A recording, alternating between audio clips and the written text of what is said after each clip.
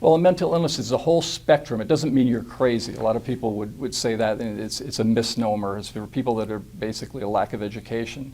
There's a wide spectrum of things that comprise a mental illness. I think everybody has been touched by the paralyzing effects of like depression and the instability of like bipolar disorder. And mental illness can cause people to be very fearful, like with an anxiety disorder.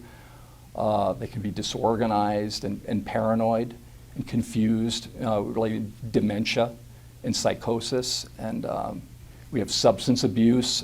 We have drugs and alcohol, people using that all the time, unhealthy coping mechanisms. There are personality disorders, schizophrenia. People hear and see things that aren't there.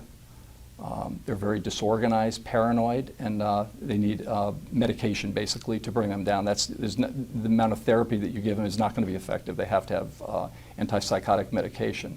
And we have personality disorders, which are antisocial, where people have no remorse, they have no empathy for other people. There's borderline personality, where people recreate chaotic relationships in their lives. And these are things that have to be, they stay with people forever, and they're very, very difficult to treat. Mental health affects everybody. I mean, most people that have a break, what they call a break, is usually when somebody is going away to school or somebody has a divorce in their early 20s. And what happens is if everything's right there's a stressor such as a divorce or a difficulty at school will cause them to have a break. And that's when they'll first show that they have signs of mental illness.